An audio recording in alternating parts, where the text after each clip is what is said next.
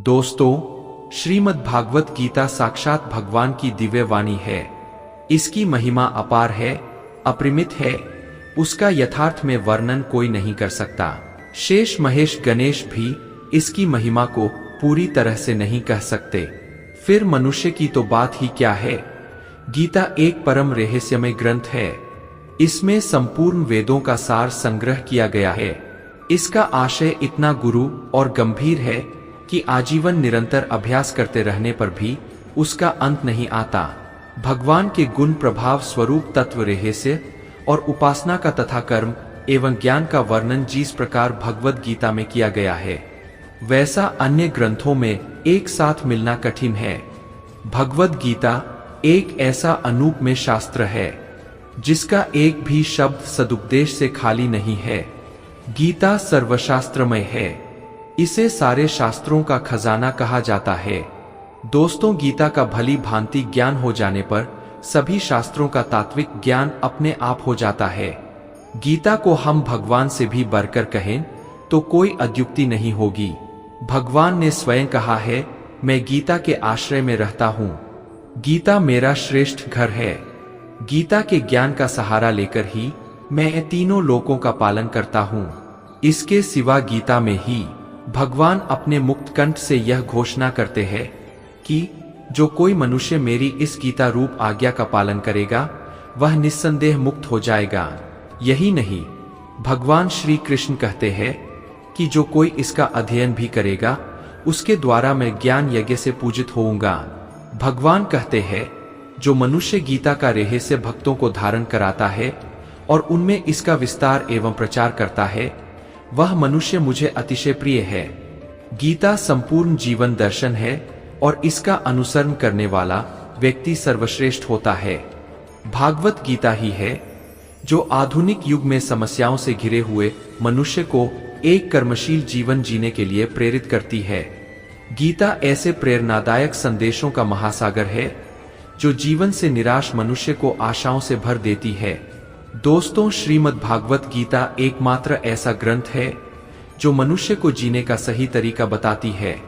गीता जीवन में धर्म, कर्म और प्रेम का पाठ पढ़ाती है। श्रीमद् भागवत गीता का ज्ञान मानव जीवन और जीवन के बाद का जीवन दोनों के लिए उपयोगी माना गया है। भागवत गीता में कुल 18 अध्याय है और 7 श्लोक है जिसे सभी के लिए पढ़ पाना थोड़ा मुश्किल है। इसीलिए आज के इस बेहद ही खास वीडियो में हम संपूर्ण गीता सार के बारे में बात करने वाले हैं, जिन्हें जानकर आप श्रीमद् भागवत गीता का सही मतलब समझ पाएंगे। इसलिए इन विचारों को आप हर रोज जरूर सुने। तो चलिए अब देर नहीं करते हुए वीडियो शुरू करते हैं। मित्रों, भगवान श्री कृष्ण कहते हैं कि हे अर्जुन, तुम्हें किसका मोह है।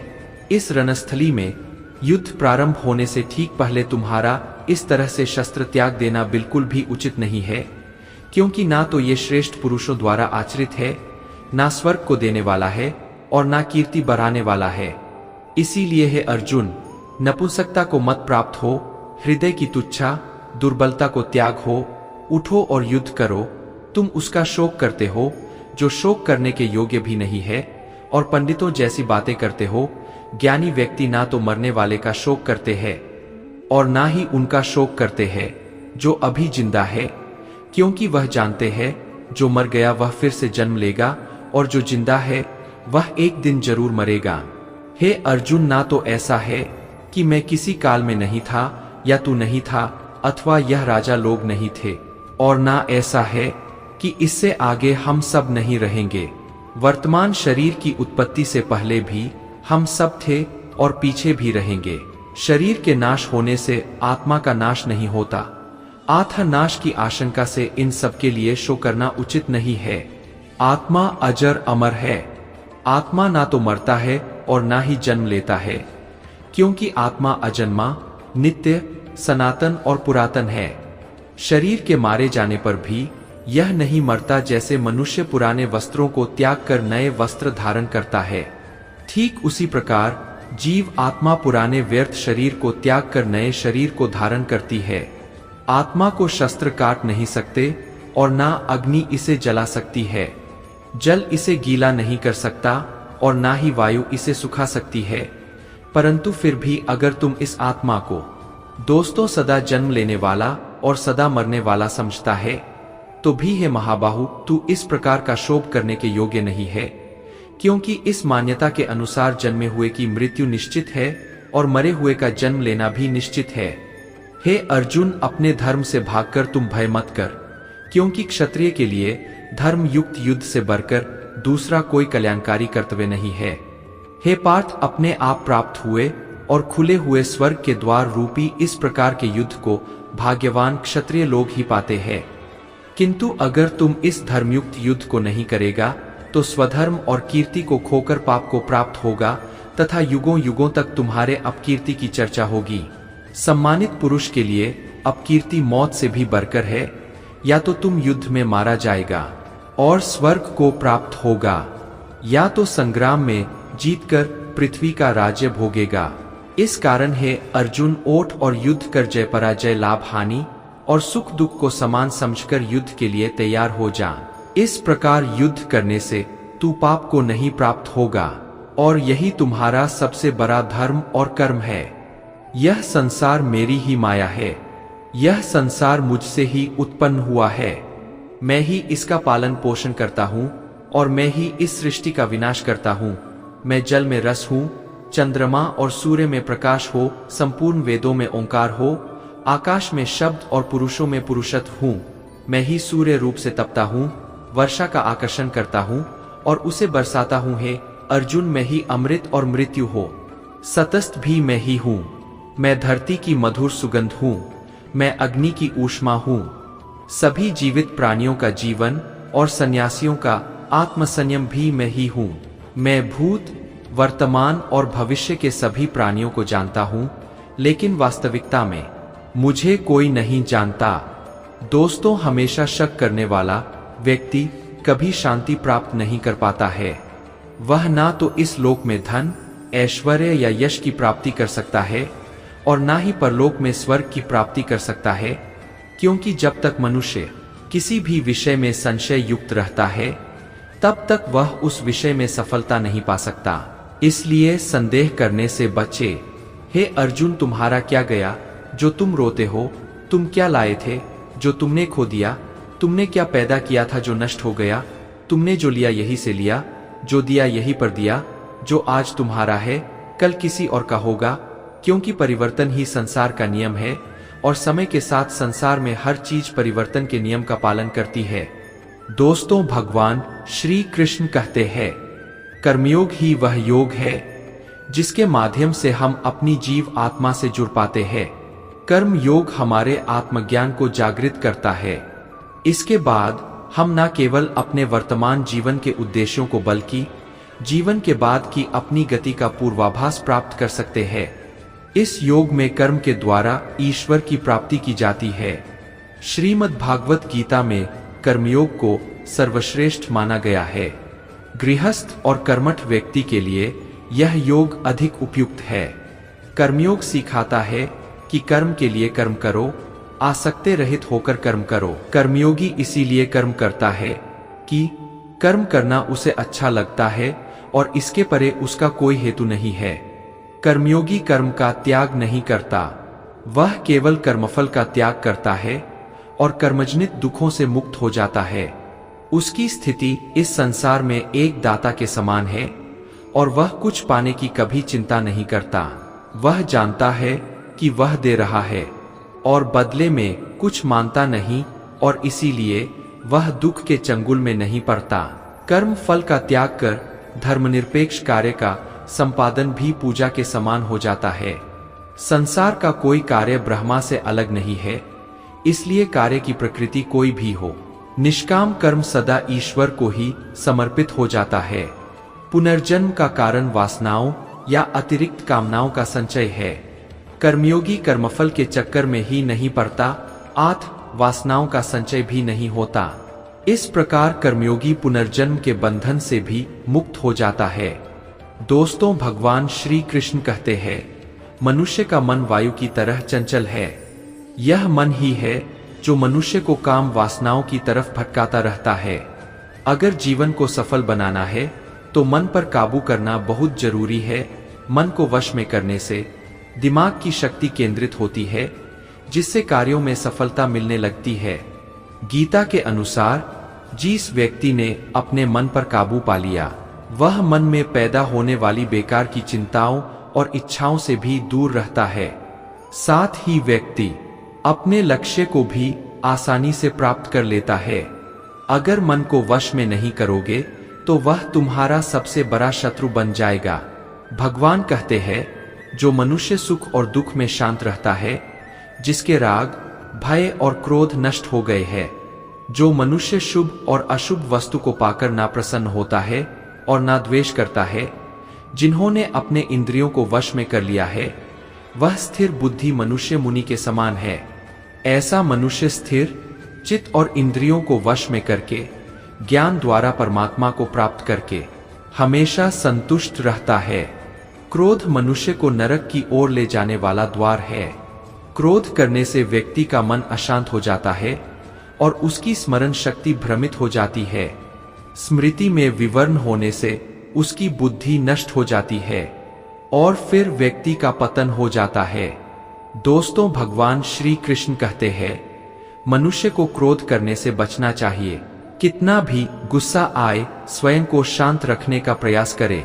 श्री भगवान कहते हैं, जिस प्रकार समुद्र की स्थिति अचल है, भारी से भारी आंधी तूफान आने पर या अनेक नदियों के जल प्रवाह उसमें प्रविष्ट होने पर भी वो अपनी स्थिति से विचलित नहीं होता, मर्यादा का त्याग नहीं करता, उसी प्रकार परमात्मा के स्वरूप में स्थित योगी की स्थिति भी सर्वथा अचल होती है। बड़े से बड़े सांसारिक सुख दुखों का सहयोग वे योग होने पर भी उसकी स्थिति में जरा भी अंतर नहीं पड़ता। वह योगी परमात्मा में नित्य निरंतर अटल और एकर स्थित रहता है। जो मनुष्य संपूर्ण कामनाओं को त्याग कर ममता रहे, अहंकार रहित और रहित होकर विचरण करता है, वही मनुष्य शांति को प्राप्त कर पाता है। जिस प्रकार प्रकाश की ज्योति अंधेरे में चमकती है, ठीक उसी प्रकार सत्य भी चमकता है। इसीलिए व्यक्ति को सदैव सत्य के मार्ग पर चलना चाहिए।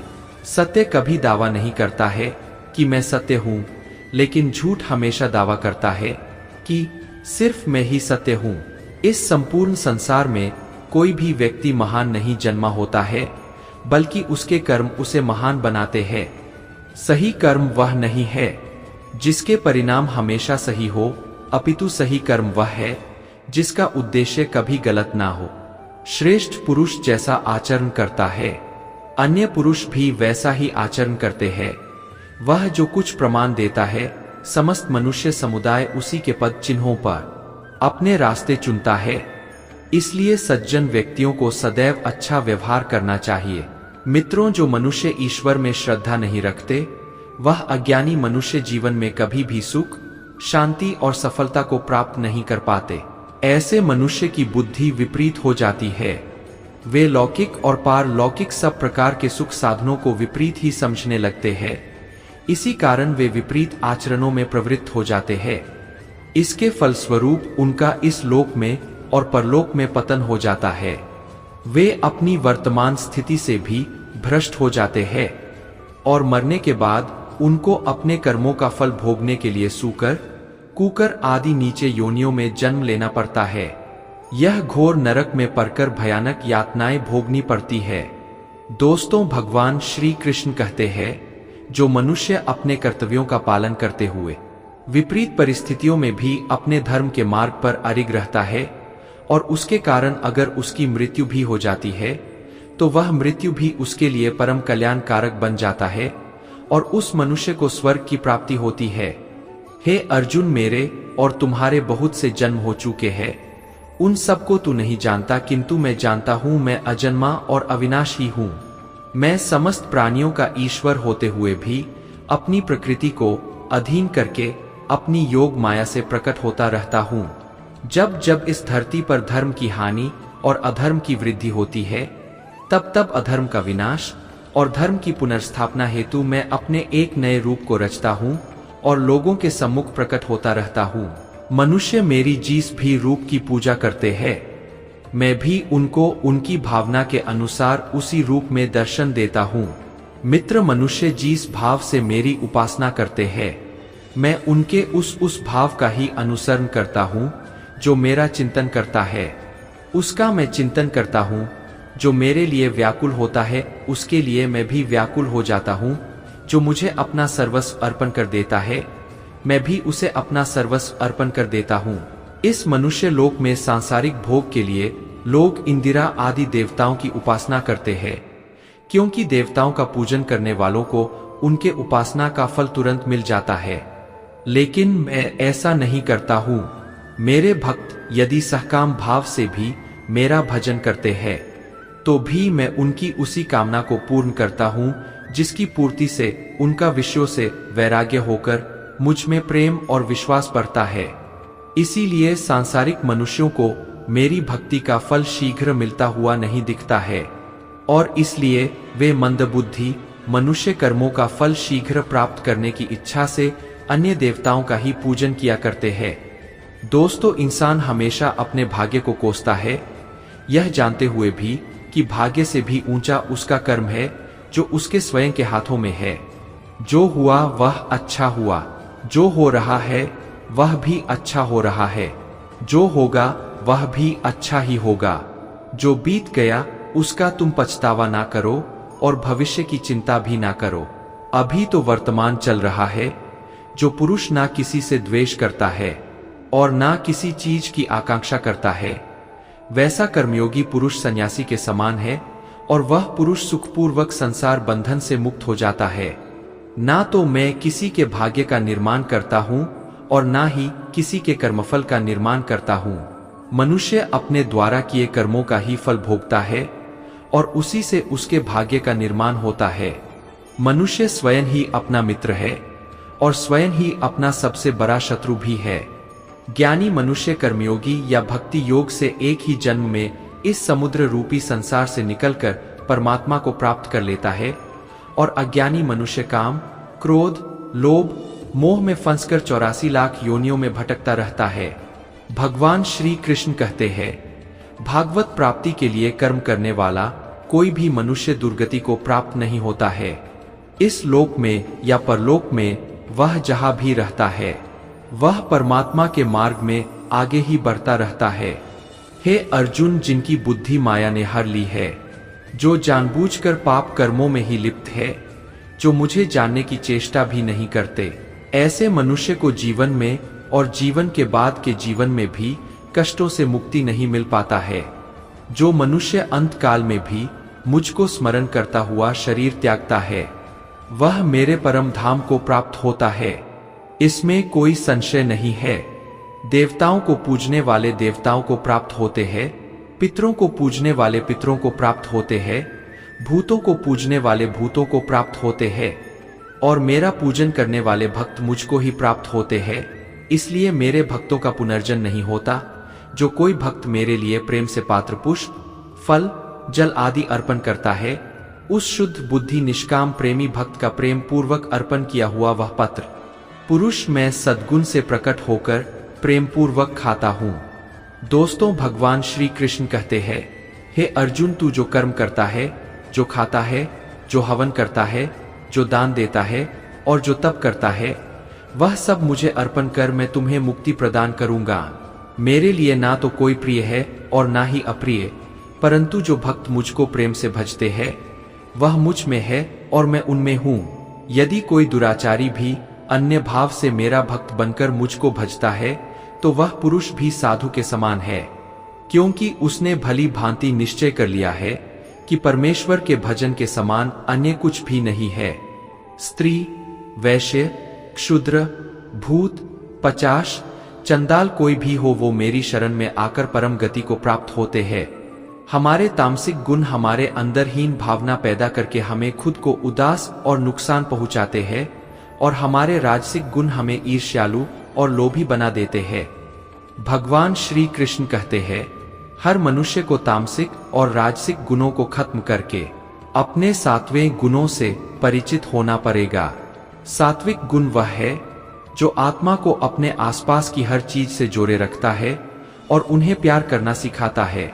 किसी का अच्छा ना कर सको तो बुरा भी मत करना, क्योंकि दुनिया कमजोर है लेकिन दुनिया बनाने वाला नहीं। जिंदगी में हम कितने सही है और कितने गलत है, यह केवल दो लोग जानते हैं, एक परमात्मा और दूसरी हमारी अंतरात्मा। अपने आप को भगवान के प्रति समर्पित कर दो, यही सबसे बड़ा सहारा है। जो कोई भी इस सहारे को पहचान गया है वह डर, चिंता और दुखों से आजाद रहता है। मनुष्य को सबसे पहले खुद का आकलन करना चाहिए, अर्थात खुद के बारे में जान लेना चाहिए। खुद की काबिलियत और क्षमता को जानना ही मनुष्य को आत्मज्ञान की प्राप्ति करा सकता है।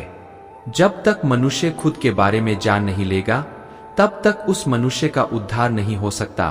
दोस्तों, श्रीमद् भगवद गीता में भगवान श्री कृष्ण कहते हैं कि हर एक मनुष्य को अपने आप पर पूरा पूरा भरोसा करना चाहिए, क्योंकि जो लोग खुद पर विश्वास करते हैं वह अवश्य ही सफलता प्राप्त करते हैं।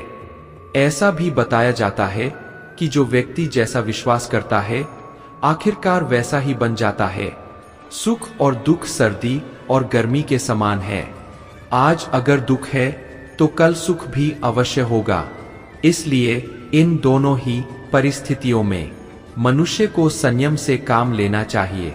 जो मनुष्य अपने सभी काम में मन लगाकर अपना कार्य करते हैं और वह छोटे से छोटे कार्यों में भी खुशी ढूंढ ही लेते हैं, वह लोग निश्चित ही अंत में सफलता प्राप्त करते हैं।